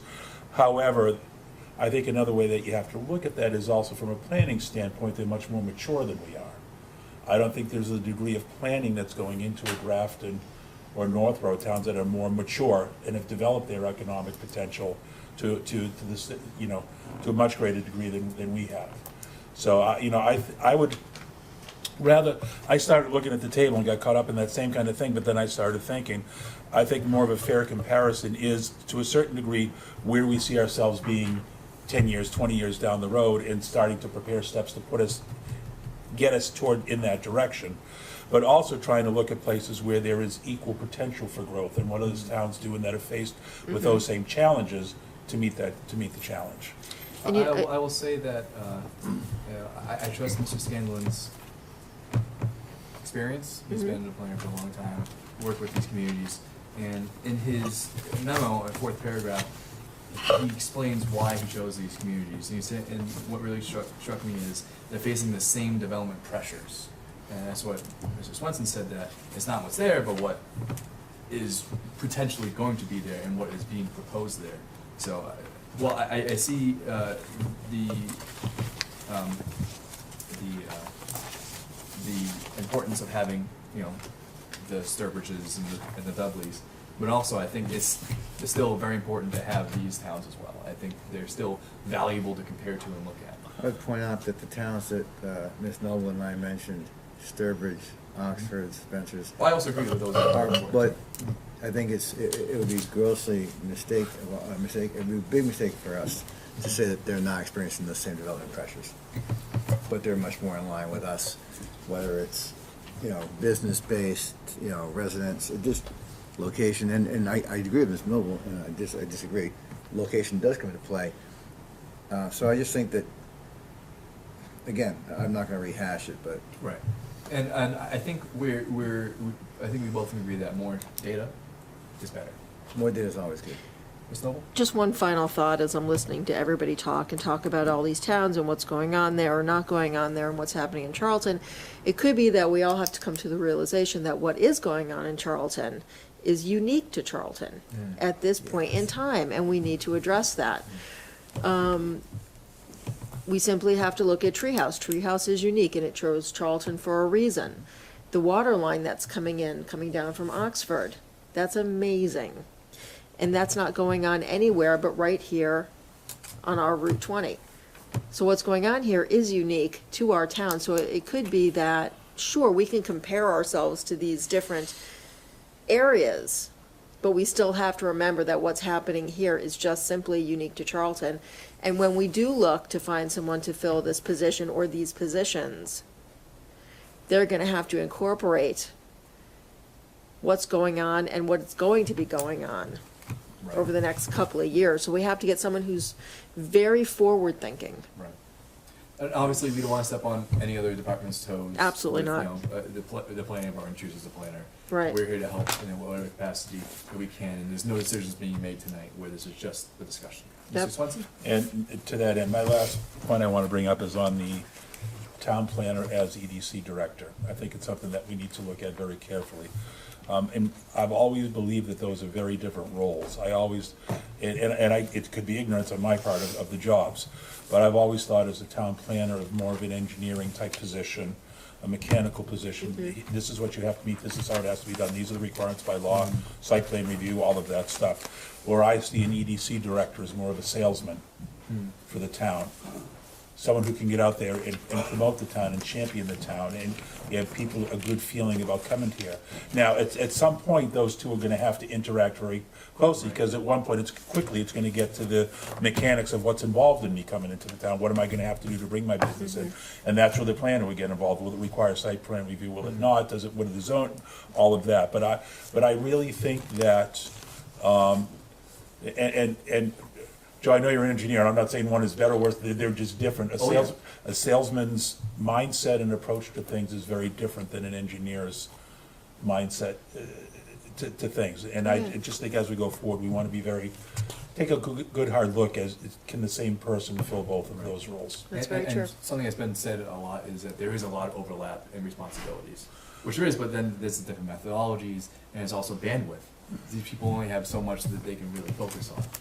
So, and obviously, even finding talent, would be the ideal person to find is someone who has beautifully mastered the art and the science of it, the art of the salesmanship and the science of the law. Yes, but that's a taller order than. And what's just that person one. gonna cost you? Exactly. And you know, a part-time EDC director is something I would, you know, not speaking for the board, but I think an investment that is worth making. However it goes forward, Right. my Well, just recommendation is that we Yes. look at As an those, example. really Yep. take a good hard look at whether those should be combined or not combined. One comment / request, because I don't know how it's gonna go. Sure. Whether we have one or two, if it is one, I'm hoping that salary discussion will be something that this board will be involved in, at least salary range. I can get into it right now, or I can wait. So It's salary better to range- wait, because there's a history, Right. and that history needs to be part of that conversation. But I think that can I wait. think having, yeah, this is probably not the best forum for that. And Ms. Lorenz will be there as well to provide interpretations of our current classifications and to help with the posting. That's fine, there's still a history which is not, it's not opinion, it's factual, and she should be aware of it too, which is how things got where they were, salary-wise. Okay. And that could, I think, have a big impact on what we do going forward, whether it's one or two. Right. And obviously we'll attract the best talent that we can. So, any other comments? Thank you, Ms. Lorenz. Thank you, everyone, for the good discussion. Once again, our next meeting will be January 23rd, which is in 1 week. Highly recommend going to that. And item number two under old business is the Dudley Charlton Regional School District request for an override. Ms. Craver? Yes, sir. I forwarded you an email from Greg Desto, Superintendent of Schools, for review. Mr. Desto has provided the board with a letter from him, a sheet with an additional information and financial overview of the budget scenarios being considered. As you know, the Dudley Charlton School District School Committee has been in discussion relative to a Proposition 2.5 override election. At their meeting on January 10th, they decided on the following. The school district will be requesting a budget that is likely, excuse me, that is likely to necessitate approval from the Board of Selectmen for an override. The district's request will be for a special election to be held on Tuesday, April 3rd, from 8 a.m. to 8 p.m. The school committee will vote to approve the district's initial budget on February 14th. And the Board of Selectmen must vote to approve the exact override language as presented by the school district by February 27th. I'm just bringing this to you in case you have any direction. Point of order for calling a town meeting. What is that timeline? Town meeting or special election? A special election, rather, special election. I want to say it's 35 days before the town clerk needs the information, but I can make you a sheet on timeframe. Cheat sheet, yeah. But what I did do is put down the last date that you have to vote this to give her the time, so Yep. if you want to count those dates. But we are working with the town clerk. She is involved she's received this memo, and I've encouraged her to work with the school as much as possible.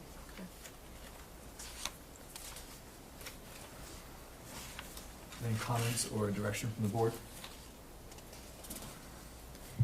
Just a question, why do they want it on Tuesday, April 3rd? Or they want the special election on Tuesday, I would April 3rd? imagine, I thought the same thing, why not wait a month for the other election? Mm-hmm. But it's earlier in the budgeting process, so if it were to fail or to pass, I imagine they need time to Okay. change the budget. That's just, I'm not speaking for them, but Okay. I think that's a reasonable Okay. request for having it a month earlier. I would just think you'd have a better turnout if you did it in May. I think you would. Mr. Swansea? I mean, I think we're gonna need to look very closely at what the language of this is going to be. But I just want to preface this by saying, and everyone, I think on this board knows my opinion on an override. It's something that we've needed for decades. As our responsibility towards the school district has increased over the years, it's eaten into our operating budget because we don't have the means to raise revenues enough to support the town. The cost of running this town has been growing at a much higher rate than our revenues have been going up. When I first got involved in this town, I sat with Dr. Hartwig for a little while, and he very quickly and succinctly explained to me that when your revenues are rising like this, and your expenses are rising like that, it's a pretty untenable situation. It's something that has to be addressed. What this town has done over the years has put Band-Aids on the issues. We need to solve the problem. We need to solve the problem. The problem is, you know, when Proposition 2.5 was put into place, this town had an exceptionally low tax rate. Exceptionally low. So we were starting with 2 strikes against us right there. Then in the heyday of the 80s, when everyone was making money hands over fist, the selectmen in this town had voted to lower it yet again, rather than taking the money and putting it aside for a rainy day. So that was strike 2.5, if there's such a thing. So I firmly believe, again, I know this is a little premature, but I'm just asking the members of this board to think long and hard conceptually about the level to which you support an override, because it is the answer Mr. Chair. to what we need in this town. So I wasn't going to, but I will comment on that. I don't agree. The town has not needed a Prop 2.5 override for decades. Not even remotely close. It needs one now, but for decades, I think it's a wild stretch of the imagination. The town has done amazingly well with what it's had. It's provided for its citizens. The mail never stopped. The police didn't stop coming. Fire didn't stop responding. UPS packages still came. One of the reasons this town has had failure after failure after failure in efforts to get Prop 2.5 overrides is the boy who cried wolf. Horror stories and fear mongering. If you don't do it now, you won't get your mail. They can't save your life. It was a load of baloney. And the town has done well, it's prospered, and it's provided. Does it need it now? It does. To question this board's commitment as you have, I think, going forward, and to think long and hard, I think a little offensive. This board has already met and had that conversation. This board has put its best face forward as a unified front that we agree it's needed and we support it. I just think it's disingenuous to sit here and put in a public meeting, the board should think long and hard about its support for this Prop 2.5 override. This board has met. We've gone and met with the school committees. We've all said our pieces that we all agree it's needed. There's no one who's questioning it. Fair points. What I'm asking everyone to do is look at their own thoughts. I championed the last Prop 2.5 override that came up. Mm-hmm. And I think the town needed it at least as much then as it does now. And this board wasn't unified on it. It wasn't. It wasn't. And for years, I've argued against it. And I've never hidden the fact if I support or oppose something. And in this case, I was very upfront that I support this. In the past, I didn't, because I don't think it was needed. So having that experience and knowing how important this is, I'm not calling anyone out, and I'm not saying the board isn't unified. I just want to make sure that every member looks inside and thinks long and hard about the necessity for this now. Which I think they have, or we wouldn't have this in front of us, and we wouldn't have had the conversation. Well, this was actually brought forward by the school committee, not by this board. Correct. And we were at the meetings with the school committee, and this is all born from those meetings and those conversations that this board attended. Fair enough. Again, I'm asking, the board hasn't been unified in the past, and I'm asking that the only way that we can assist in this being done is to be unified this time. So I'm asking us, we all have our own positions, I'm just asking that we think, as each individual, think long and hard as to how committed we are to see this through. I appreciate noted. that. Thank you. I think every member of the board already has. So, I believe the finance committee did meet with the school officials to have a conversation further on what their thoughts were. And many of you have attended the school committee meetings, the joint meetings of everyone kind of going forward. A couple of the things that I know that they're grappling with is, do they ask for one amount, or do they try to break it down over a couple of years? It's worth to point out, I know you know this, but maybe the folks at home that are watching, Dudley and Charlton's overrides, ballot votes would be different, can be different. It's up to the Board of Selectmen on kind of where you are. You should be talking. We should be talking continually to the school committee on where they are. If you have thoughts on which one might be more palatable to the town, encourage you to have conversations with your Charlton School Committee representatives. Very good point. Another point on order for a multi-year override. does each year need a separate vote, or can you vote once for 3 years? Each year will need its own separate vote. We were hoping that they could just say, vote one amount and then say it this year and Well, this year and this this year. year. Yeah, but No. they've not been willing to do that. They being, Department of Revenue, okay. Division And- of Local Services. And you mentioned that Dudley would probably also need an override, and our override would be contingent upon Dudley's override. The funding that you would appropriate would Okay, be because certainly. we don't have to appropriate up to that amount, okay. Right. So, Robin, I'm looking at scenario A, B, and C. On the third page, fourth page? Fourth page. Yes. So, would each of these, this is just one vote for 1 year. If we could vote for We're A, that we could put B on the ballot, or we could put C on the ballot. And then you could do it once, or you could do it over time. Okay. So, This is not a 3-year plan here, what I'm saying. It says the revenue scenarios presented, such as the minimum requirements amounted for each town, needed for each town for Okay. FY19. so the way I understand it, it looks like for scenario B, for instance, if they want all 3 years, it would be a one override for 2.1 million. Okay. Is that accurate? Well, they've got FY19, then the next page is FY20, and the next page is FY21. I was looking page after that. Okay. So each one of those years, you've got potential scenarios. Okay.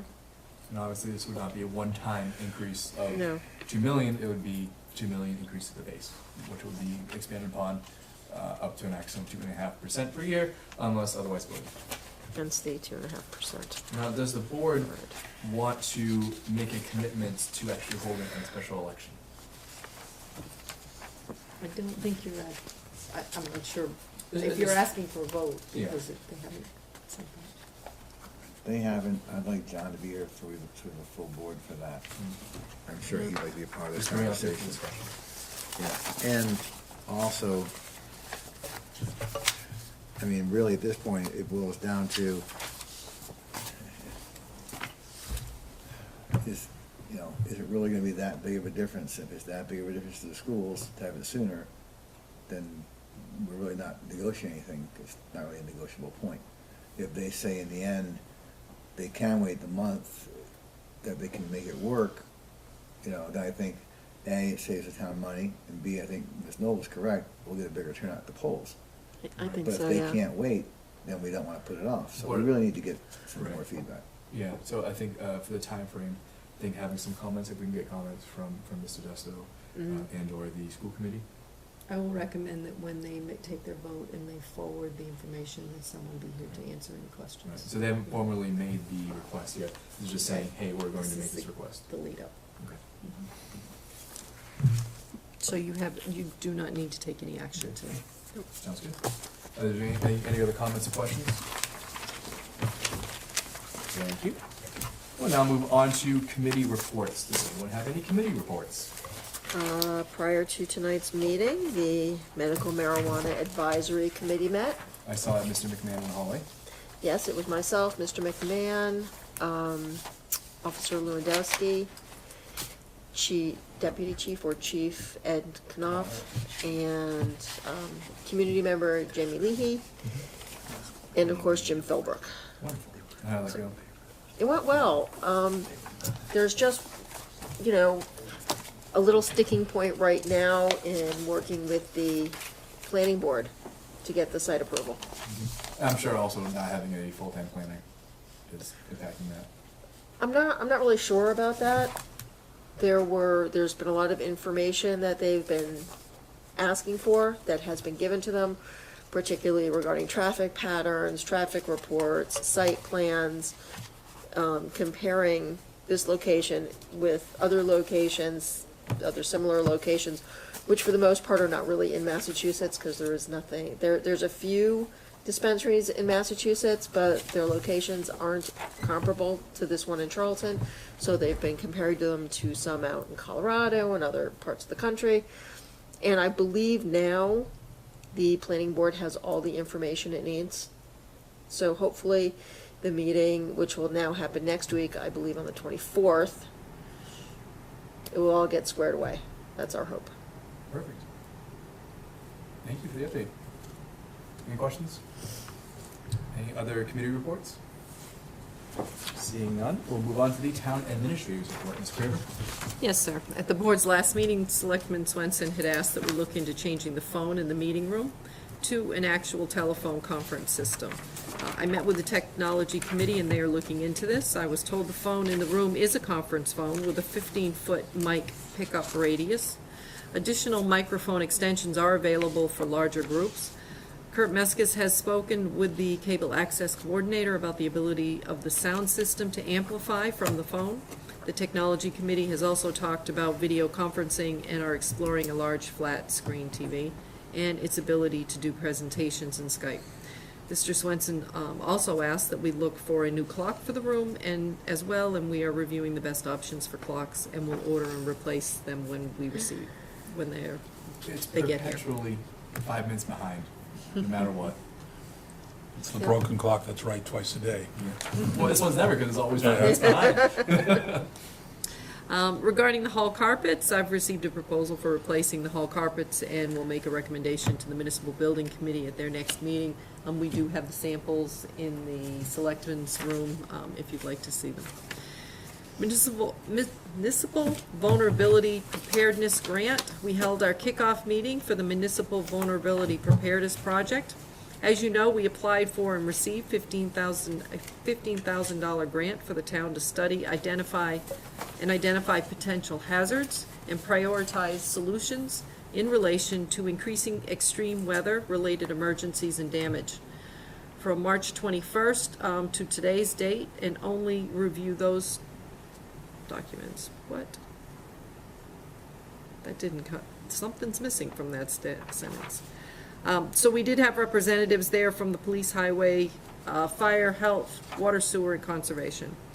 The grant requires a workshop to get public input and is tentatively scheduled for April 7th. We are thinking of combining it with the all boards and committees meeting. If that's all right with you, we would keep you informed. And as added note, we will be updating our hazard mitigation plan at the same time. At one time, you had talked about for the boards and all boards and committees meeting to have some kind of program that we're doing something. So I know usually we don't do any approvals in here, but does that sound like something that would be, I could put on the next meeting to have you guys talk about? Yep. Moving that forward, okay. Thank you. Casella Waterline, there was a meeting for residents and interested persons regarding Casella Waterline. It was hosted by our health agent, Jim Philbrook, our water sewer superintendent, Peter Boyer, and Southbridge DPW director, Heather Blakely. It went well and the project is moving forward at a reasonable speed.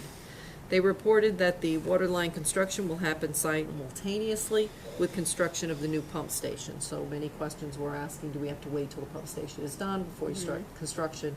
No, that will happen at the same time. Opioid litigation, the contract with Sandman has been executed and forwarded to the town for the town's claims against the pharmaceutical companies for the costs of the town because of the opioid epidemic. I also have two other pieces I'd like to give you. The MMA annual meeting, Charlton is nominated for an award for our commitment to risk management, and that will be, if we receive it, will be received at the MMA annual business meeting. Awesome. I will be there. If any of you also will be there, please let me know. That would be great. Also, I attended a meeting today at DEP with Peter Boyer. We gave DEP an update on all of our water projects. They seemed happy. We met with Muriel Stone, talked about consecutive water systems, finding our own water, gave updates on the 3 new lines, and they were very happy. And Peter Boyer did a really good job. Did not think of seeing us? He did a good job. He's doing an excellent job. Yep, that's all I have at this time. Okay. Are there any questions for the town administrator? Thank you, Ms. Graber.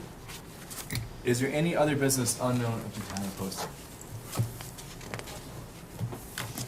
Seeing none, our next regular meeting will be January 30th. Next week we'll have a joint meeting with EDC Planning Board. And now we'll be going to executive session, and we exiting executive session solely for the purpose of adjournment. Can I please have a motion? Mr. Swenson. I would move that we go into executive session under Mass General Law, Chapter 36A, Section 21A, Number 2, to conduct contract negotiations with non-union personnel if the chair declares that an open meeting may have a detrimental effect on the negotiating position of the public body. Thank you. Second. Motion in 2 seconds, and Chair does declare that an open meeting may have a detrimental effect on the negotiation position of the public body. Is there any discussion on the motion? Seeing none, we'll move to a roll call vote. Ms. Noble? Aye. Mr. Swenson? Aye. Mr. Singer? Aye. Chair votes aye. We're now in executive session at 8:36 p.m. We'll be exiting executive session solely for the purpose of adjournment. Once again, our next meeting will be January 30th. Everyone have a great, safe night. All right, get up for a second.